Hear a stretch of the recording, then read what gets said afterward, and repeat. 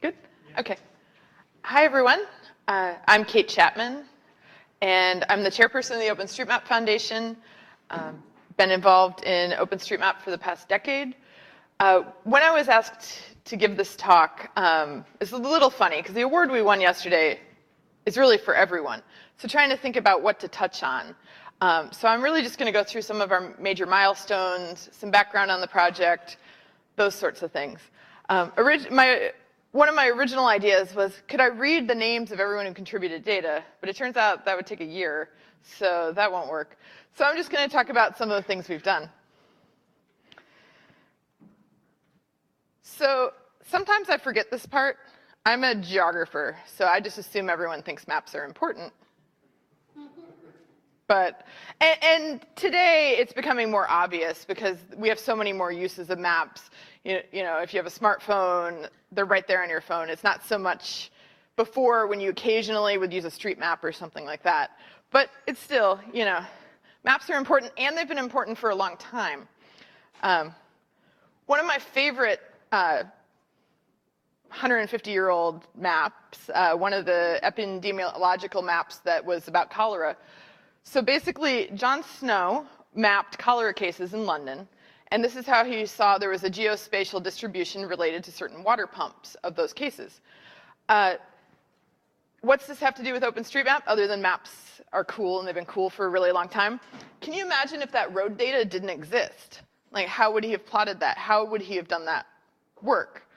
And in some places in the world, that's the situation we're at today.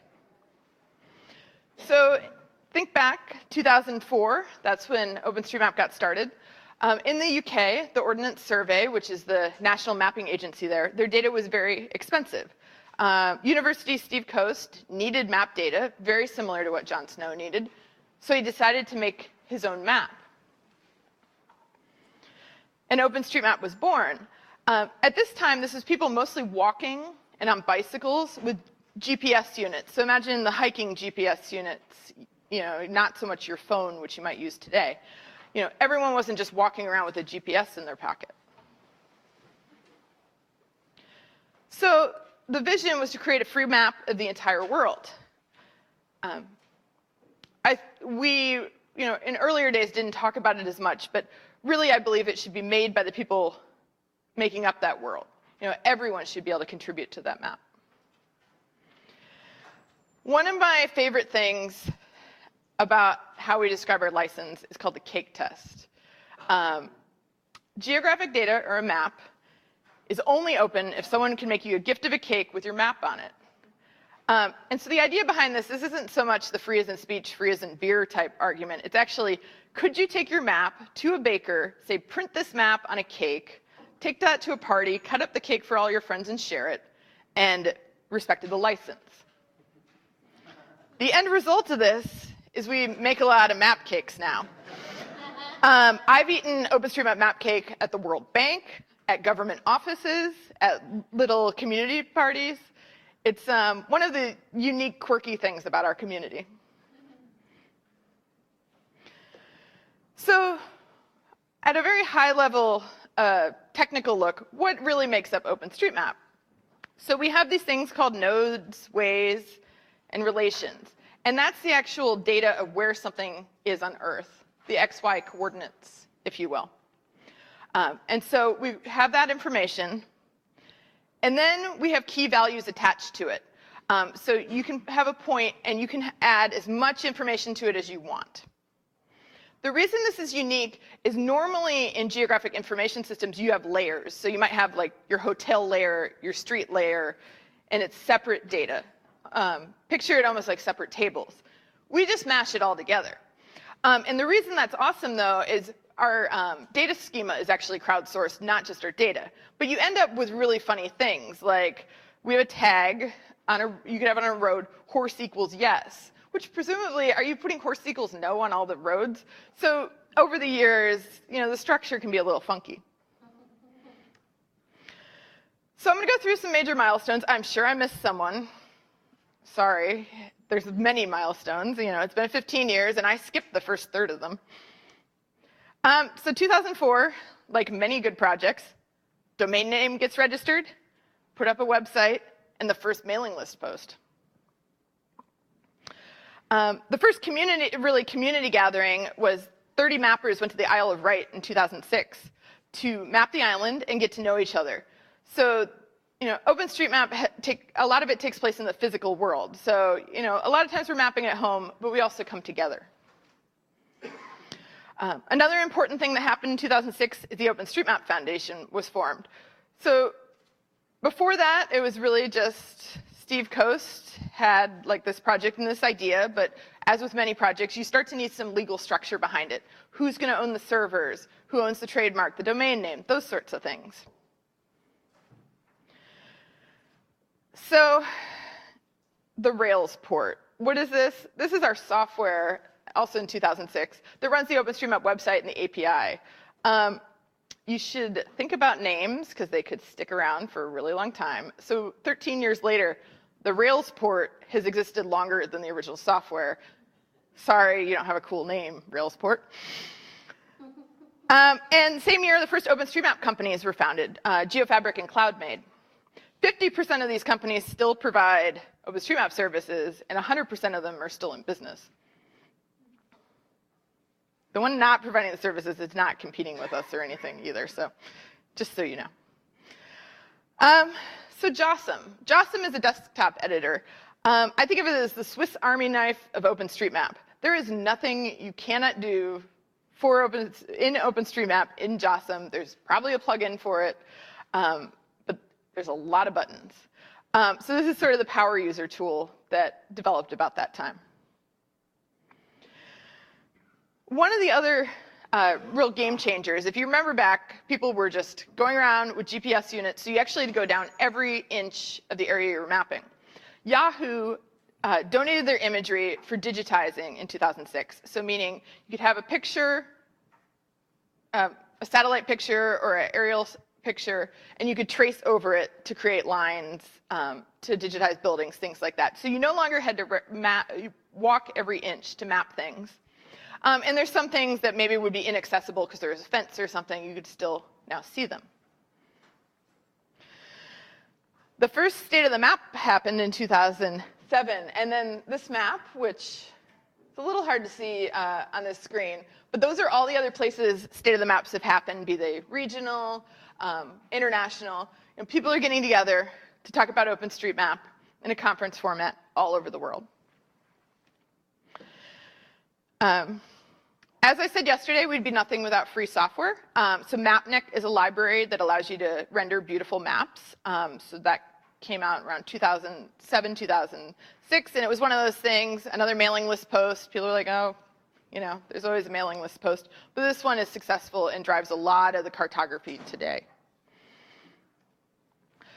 Potlatch. Potlatch was our first online editor. Remember I said we had the Swiss Army knife of mapping. Potlatch is more, for a while, if you went to openstreetmap.org, you didn't just sign up for an account and edit. It was more complicated than that. This is the first time you could just, in the browser, start editing. GPS to go. This is a program that we don't really do anymore, and it's because access to GPS is a lot easier. But it was this idea that you could write to the foundation and be sent GPSs in places where they would be more cost prohibitive. So we started sending GPS units around the world.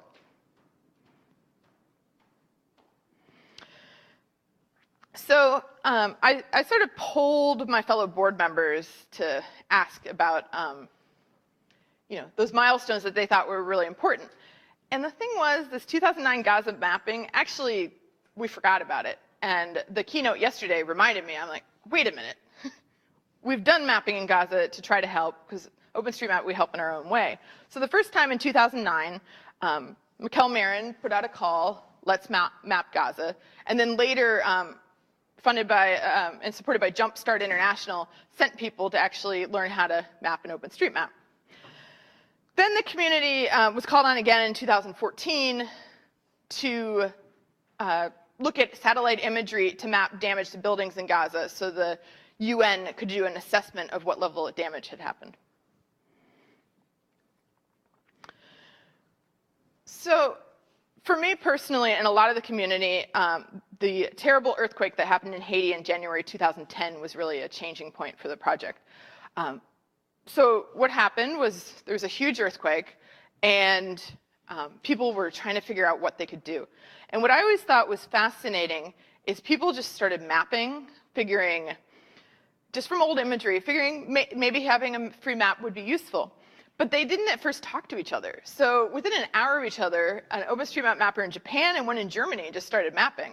And then eventually, people figured out what they were doing.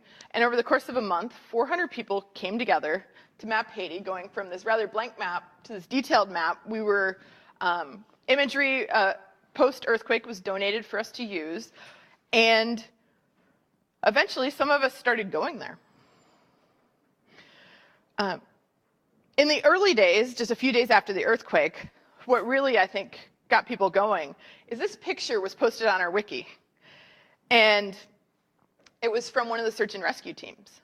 And he said, having OpenStreetMap on this GPS is vital for us getting around. And, a lot of times you don't even figure that out, because, how many search and rescue people are going to take the minute to, sign up for a wiki account and then, post a picture? But this is one of the real first very clearly documented uses of OpenStreetMap in emergency response. So the humanitarian OpenStreetMap team was an idea. Talks were given about it starting around 2006, this idea that free map data could be useful in humanitarian response. We started going to Haiti in response to the earthquake. The first trip happened about 6 weeks after the earthquake. And then we kept going. Originally, it was just to help response organizations use the data. But later, it was to teach people in the community and teach people in organizations how to actually update the map. And then, in August 2010, someone wanted to give us some money. Prior to that, we were getting a little travel funding, through a fiscal sponsor, but it was really one of those things where we didn't have a big plan. And so we became an organization. We did not put a lot of thought into it. We more were like, we need a bank account to have some money to keep doing good work. And then the next year, the Australian government approached us and said, what if you pre-mapped? So then we started going to Indonesia to build an OpenStreetMap community there. And the Humanitarian OpenStreetMap team, or HOT, supports humanitarian and international development projects around the world today. And I should mention, so this is a separate organization built on OpenStreetMap. And part of the reason for going to Indonesia, as I mentioned, was sometimes it can actually be fairly easy to build free software. But if you need data, what do you do? So they were building impact modeling software to help disaster managers make better decisions. So they had scientific models, and they couldn't figure out how to get them into the hands of the regular disaster managers, so they'd actually do something to plan. So the idea behind this software is you could have a model of, say, a volcanic eruption, and you could combine that with infrastructure data such as buildings, and say, okay, in this scenario, this many buildings will be damaged, so this many people will be displaced, so you need to plan and have this many tents, blankets, rice, all these sort of things to prepare. They didn't have that building information. So that was why we were there doing the pre-mapping, was to power InnoSafe, this free software that we were putting in the hands of disaster managers. The next major milestone, and unfortunately with the humanitarian work, it's always tied to something terrible that happens. A local Nepalese organization called Kathmandu Living Labs had been mapping in OpenStreetMap for a few years. Their executive director is the first person to do his PhD in OpenStreetMap, his thesis. They were home, and the earthquake happened. And so the next day, they were outside, because it was the only safe place to be, and beginning to figure out how to update the map, who they could help, in collaboration with the international OpenStreetMap community. The difference here is we had connections to community members on the ground, versus Haiti, we were sort of coming in and just trying to see what we could do. So I'm going to shift a little back to sort of more geeky legalese. Because I could give an entire talk on the humanitarian OpenStreetMap team, but that's a small sector of everything that OpenStreetMap does. One of our other major milestones, we've always had a copyleft license, but we used to be licensed under a Creative Commons by attribution license, which at the time, it's no longer the case, was not right for data. So there was questions if our data could actually be free under that license. So we ended up converting to the Open Database license. And the reason this is an important milestone is a license change is a huge deal. We had to get everyone to re-agree to the new license, and we lost some people along the way. And it took some time for the community really to recover.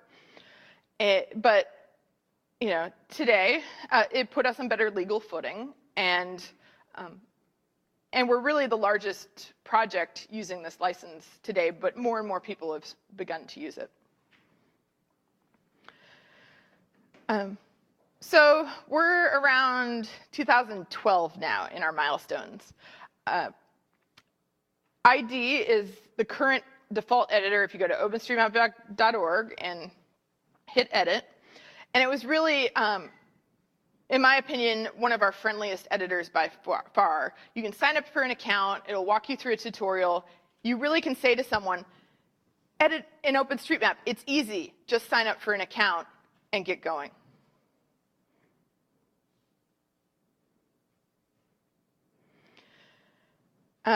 Another milestone is, I don't know if you remember this, but Google basically used to offer free API access, and people built their entire businesses on it. And then they were going to start to charge, and certain businesses all of a sudden were going to have multi-million-dollar API bills. So people started switching to OpenStreetMap.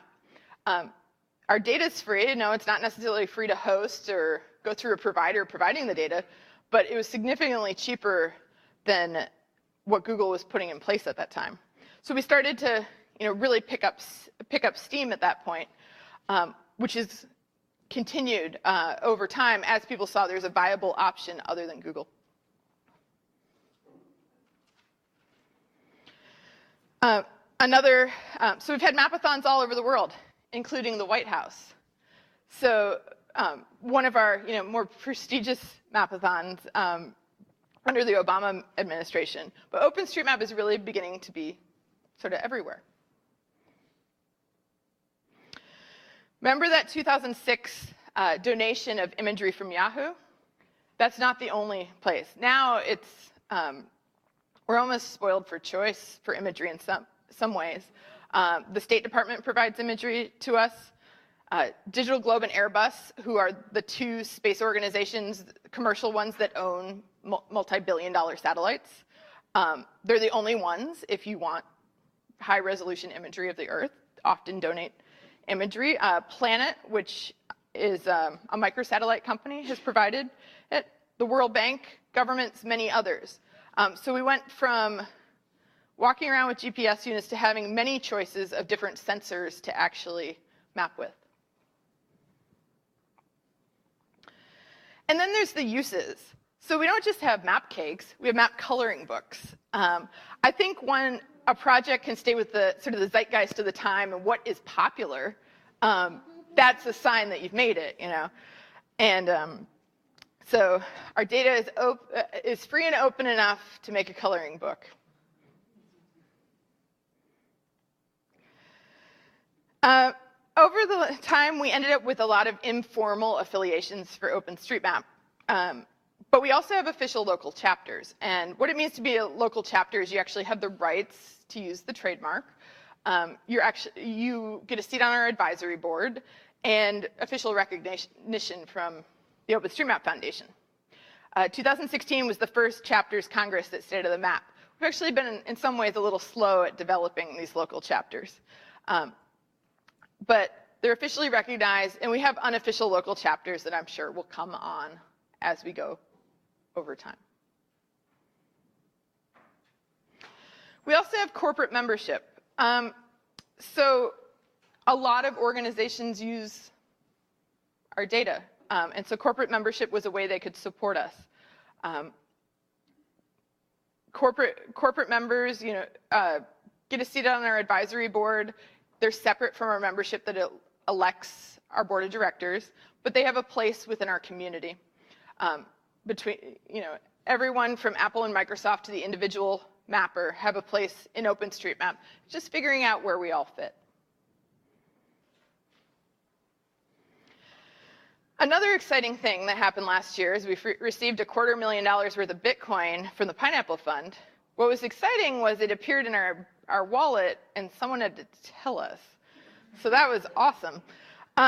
So we're a pretty low budget organization. Our budget tends to be around $70,000 to £100,000 a year.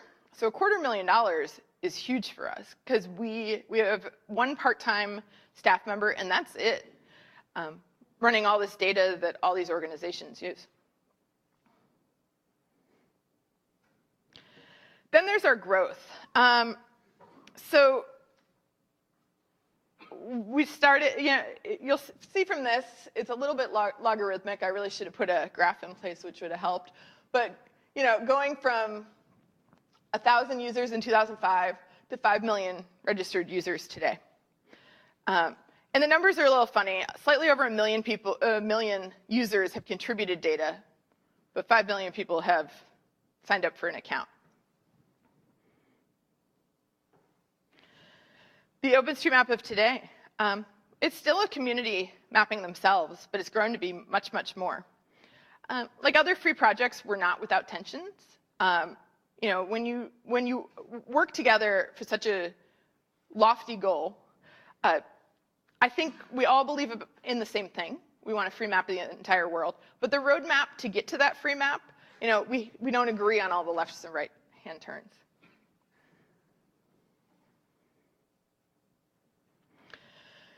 The OSM of the future. I'd love to see more data available from sensors. And so from sensors, I mean anything from like a satellite to a GPS trace from your phone to maybe LiDAR data from self-driving cars to Street View to anything that we might be able to use to update that map.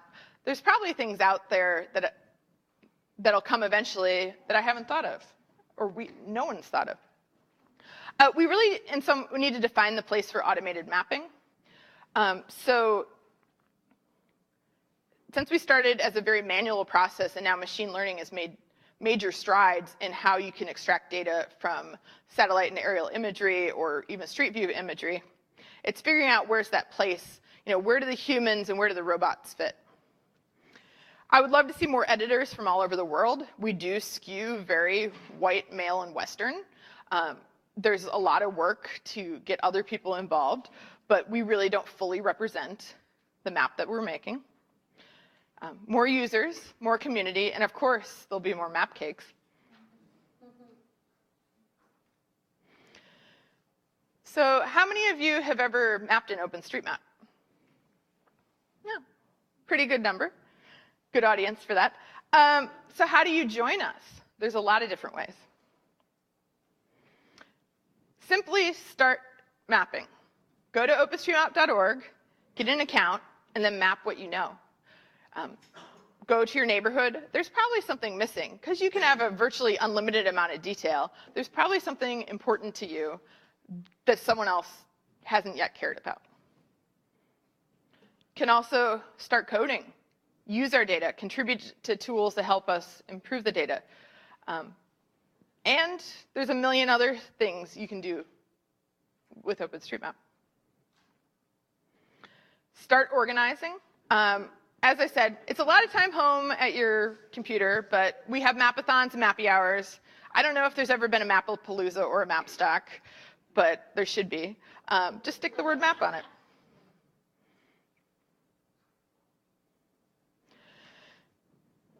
So if you've been participating in OpenStreetMap for a while, please consider joining the OpenStreetMap Foundation. We're not an expensive membership. £15 for a year gets you a seat at the table. You're on our OpenStreetMap Foundation mailing list. You can vote for our board of directors. You can run for our board. This is a way to support the organization that supports the community. There's a few upcoming events, so if my talk about OpenStreetMap was so exciting you want to listen to 2 or 3 days of it. State of the Map 2019 is in Heidelberg, Germany, the 20th through the 23rd of September. And the US chapter of OpenStreetMap is having State of the Map US 2019 in Minneapolis, Minnesota, the 5th through the 8th of September. Both of these have scholarships available. So if this is something you're interested in and you're concerned you may not be able to afford the cost, I encourage you to go check out those opportunities. There's also opportunities to volunteer. So I want to thank the Free Software Foundation. I wouldn't be here talking to you today without the generous award that we were awarded yesterday, the Social Benefit Award. As I've said, free maps power free software. It used to be if you wanted to write free software using geospatial data, you would tend to have to get a small subset of proprietary data to be able to do anything. And it didn't cover the world, you were building it based on proprietary data, and you didn't have that many options. Now, fortunately, we're able to give you options. And it also goes the other way. People couldn't contribute to OpenStreetMap without using the free software our community has built. And if I haven't stressed it enough, I hope I have, thank you to the OpenStreetMap community. Without 1 million accounts adding information, we wouldn't have a detailed map.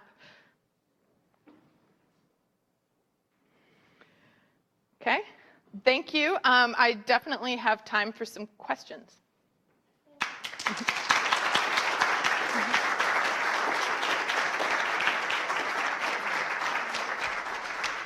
If you have any questions, just make your way up to the microphone. If you need a microphone brought to you, just raise your hand and I'll come to you. Thanks so much for letting us know what the OpenStreetMap is up to. I was curious, you mentioned briefly at the end that you were saying like, oh, it kind of skews a little white and Western. Are there places that are like kind of top of the list, like, man, we really would like to get to know some folks in X place or something like that? That's a good question. It's sort of a geeky answer, but you could do analysis with population and then look at like how much data is supposed to be there. And some individuals and organizations are doing that and trying to focus in those areas. It's not like a specific country where it's like, oh, we should go there right now. It's more like, how do we have better coverage and support burgeoning communities so they can contribute. Cool, thanks. Hello. Hi. First of all, thank you for providing OpenStreetMap, especially providing them in SVG, because it's very, very useful. I wanted to know if there was future plans for improving the search capability, especially the address mapping, since looking at the maps, they look beautiful, but actually doing searches for places, it often falls down. Yeah, well, so there's two aspects to that. One is we're actually, sometimes in OpenStreetMap, we're spoiled for choice. There's the search we provide on our website, and then there's other providers. And then the other is data. So we definitely don't have universal address data. So 123 Main Street might not work. And so I would say I can't personally speak to efforts to improve that. I'm sure the developers working on that will incrementally improve it, but I'm not aware of like a specific big initiative to do that. It's very interesting. At the beginning talk, you talked about the disaster relief team, which I guess is separate, you said, from your main efforts and funding. So, so you guys have sort of a shoestring budget, or you did it one time, like half an employee. So how does the disaster relief team get funded by something like the UN, or are they, how much nonprofit funding is there for that kind of work versus volunteer time? Yeah, so it's a combination. I don't know what the budget is of the humanitarian OpenStreetMap team now. I was their first executive director, so I did know at one point, but it's on the magnitude of over $1 million a year. It might be $2 million, somewhere in there. and it operates with paid staff, but also a lot of the work is organizing volunteers. So if there's a disaster, helping organize people so they can help update data. Also, there's a partnership called Missing Maps, which I don't know who all the partners are now, but originally it was HOT, Doctors Without Borders, UK, the American and the British Red Cross. And so coming together and saying, okay, these aid and humanitarian agencies are going to specific places. Let's do the amount of as much remote mapping as we can do first before they go on missions places. Yes. So I think this also brings up a very interesting point is, so you have this open data license, but there's, you have this need for real-time information, right? And I wonder if you almost need sort of like this infectious sort of GPL style license, or if people are using your data and they're combining it, with essential sources of data, if you can somehow make that data also free, right? Yeah, so the ODBL license is a copyleft license. And so and there's examples on our wiki about like specific mixing and matching and what it means. So that is in place. And it sort of depends on what you're doing with it, basically. But essentially, like the basis is if you take OpenStreetMap data and you improve it, and then you share it with someone else, you have to share it with everyone. So very, very GPL-ish. But could it be also that if someone's using OpenStreetMap data and they're republishing it and they're adding other data, could you stop someone from making that proprietary data? And could you require that they also share that sort of data that's being served alongside exactly it? That's what I just said. Okay. Oh, so it is. It's a requirement. Okay. Yeah, if you're improving the OpenStreetMap data, like you have to release that. Thank you. Mm-hmm.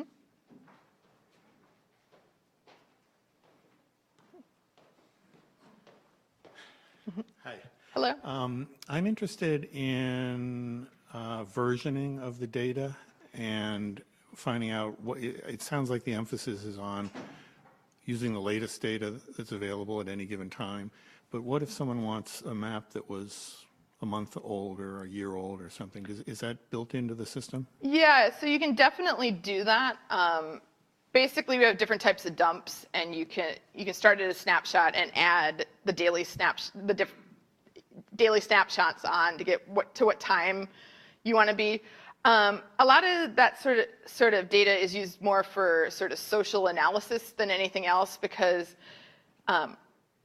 academic studies have shown if something's mapped in OpenStreetMap, it's highly accurate. It's comparable to commercial and government data.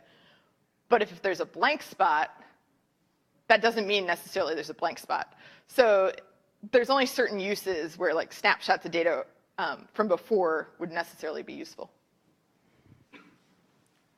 My question is actually more of a comment, which is something I think you didn't touch on in the talk. There's an application, it's available in the F-Droid repository called Street Complete. Mm-hmm. And that is something that I found that it does let you like sort of passively contribute to the open. That's true. As I said in the milestones, I knew I'd miss something, and Street Complete is definitely one to use. I just thought a great way if you just want to contribute right now. For sure. Yeah, like it's a great way. Install that and yeah.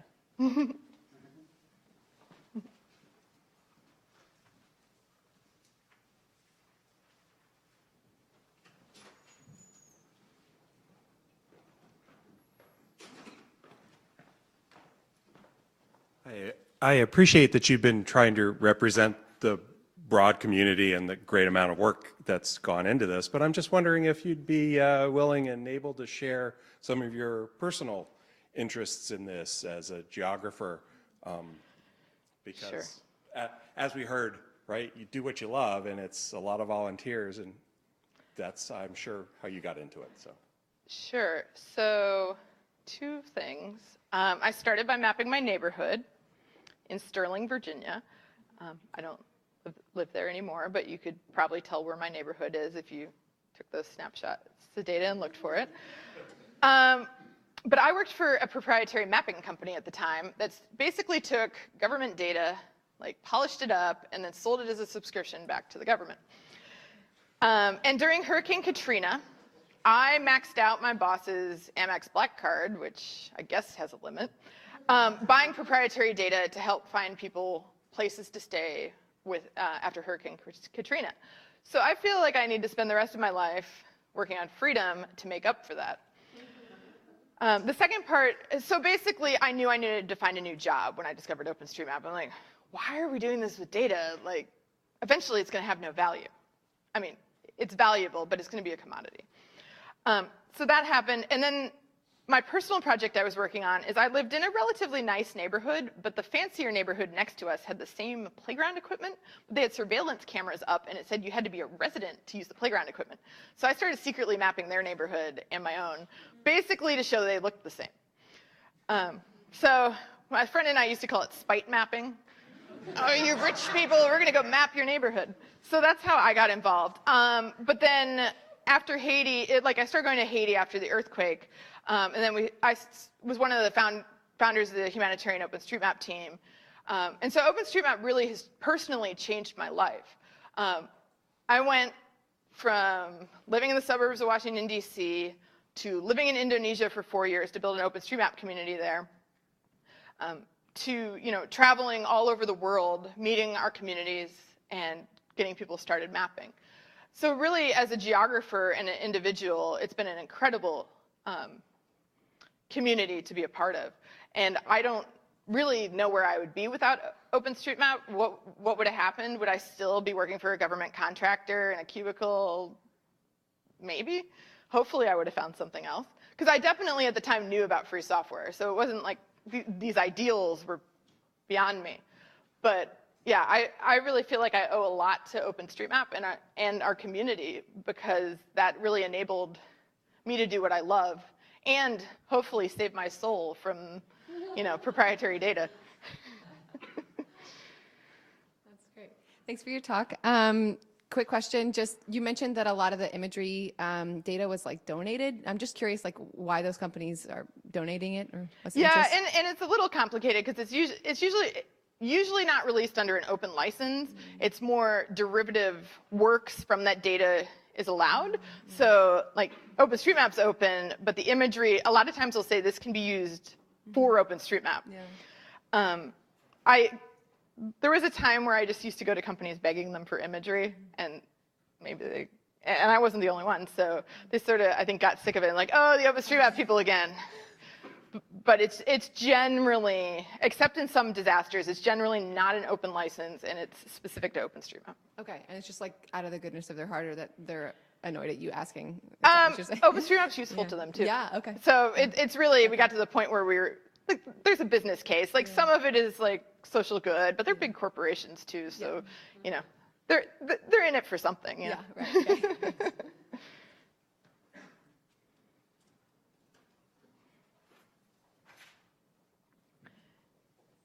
Okay, well, thank you everyone for listening to me, and I really appreciate my first Libra Planet. I'll have to, keep it on the calendar again, and thank you.